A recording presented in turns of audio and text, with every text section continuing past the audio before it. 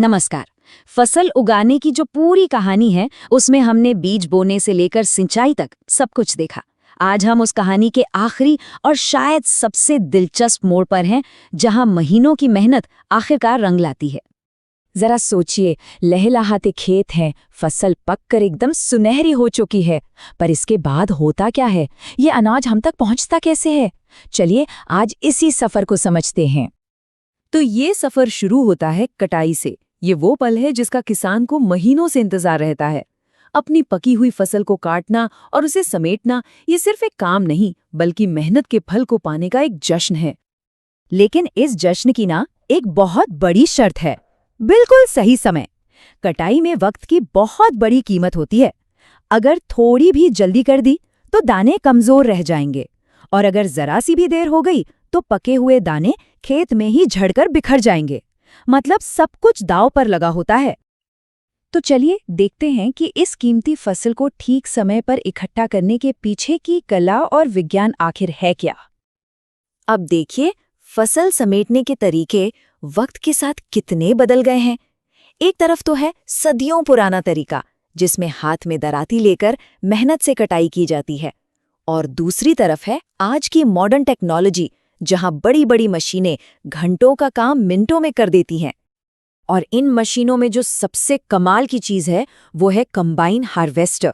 सोचिए, एक ही मशीन खेत में चलते हुए एक ही बार में 3-3 काम निपटा देती है।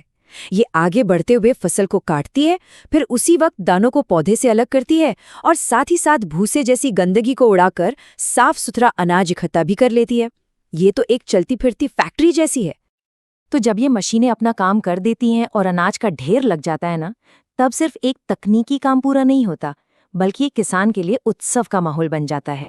और ये खुशी, ये जश्न पूरे भारत में अलग अलग त्योहारों के रूप में दिखता है। पंजाब में इसे बैसाखी कहते हैं, तो तमिलनाडु में पोंगल और केरल में ओणम के रूप में इसका जश्न मनता है। ये सारे त्योहार असल में इसी मेहनत के सफल होने की खुशी ही तो है। त्योहार मन गया, खुशियां भी हो गईं, पर कहानी यहाँ खत्म नहीं होती। अब एक नई और शायद ज्यादा मुश्किल लड़ाई शुरू होती है इस बेशकीमती अनाज को बचाने की। तो सवाल ये है कि क्या फसल इकट्ठा होने के साथ ही किसान का काम पूरा हो गया? इसका जवाब है बिल्कुल नहीं। असल में असली चैलेंज तो अब शुरू होता है, क्योंकि इस अनाज के ना कई दुश्मन घात लगाए बैठे हैं। थोड़ी सी भी नमी दानों को सड़ा सकती है। कीड़े, चूहे और फफूंद जैसी चीजें तो पूरी की पूरी मेहनत पर पानी फेर सकती हैं। ये वो खामोश दुश्मन है जिनसे अनाज को हर हाल में बचाना होता है। तो इन दुश्मनों से लड़ने की स्ट्रैटेजी क्या है? सबसे पहला और सबसे पावरफुल हथियार है सूरज की धूप। दानों को अच्छी तरह सुखाकर उनकी नमी को पूरी तरह खत्म कर दिया जाता है। इसके बाद इस सूखे अनाज को बड़े बड़े एयरटाइट गोदामों, जिन्हें ग्रीनरीज या साइलो कहते हैं, में सुरक्षित रखा जाता है। और हाँ, हमारे पूर्वजों का एक शानदार नुस्खा भी है। अनाज के बीच नीम की सूखी पत्तियां रखना, जो कीड़ों को दूर रखने का एक नेचुरल तरीका है। और यही वो पूरा प्रोसेस है जो ये पक्का करता है कि देश के हर कोने में, साल के हर दिन, हर किसी की थाली में खाना हो। ये सिर्फ अनाज बचाना नहीं है, ये फूड सिक्योरिटी की गारंटी है। अच्छा, अब तक तो हमने बात की पौधों से मिलने वाले अनाज के सफर की, लेकिन जब हम अपनी प्लेट देखते हैं तो उसमें सिर्फ रोटी या चावल तो नहीं होते, है ना? कहानी का एक और बहुत बड़ा हिस्सा है जो जानवरों से जुड़ा है। सोचिए, हमारी थाली में जो दूध है, दही है, अंडे, मीट, यहाँ तक कि शहद, ये सब कहाँ से आता है? जानवरों से। वे भी हमारी फूड चेन का उतना ही जरूरी हिस्सा हैं जितनी कि फसलें।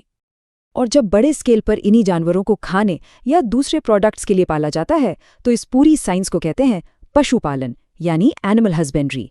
ये सिर्फ जानवर रखना नहीं है, ये उनकी सही देखभाल का पूरा विज्ञान है। तो अच्छे पशुपालन का मतलब क्या हुआ?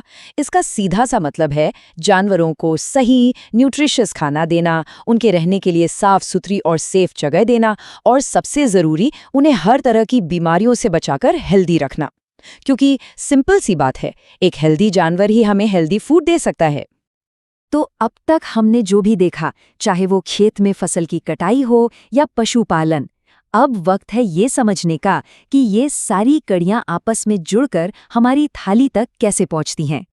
खेत में काम करते किसान से लेकर अनाज को बचाने वाली साइंटिफिक टेक्निक्स तक और पशुओं की देखभाल से लेकर उसे हम तक पहुंचाने तक, ये एक बहुत लंबी और मजबूत चेन है। हर कदम, हर इंसान इस चेन की एक बहुत जरूरी कड़ी है।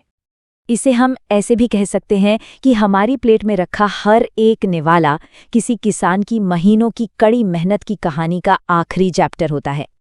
तो अगली बार जब थाली सामने आए तो बस एक पल के लिए सोचें उस बीज के बारे में, उस पौधे, उस किसान और उस पूरे की पूरे सिस्टम के बारे में जिसने उस भोजन को हम तक पहुंचाया है।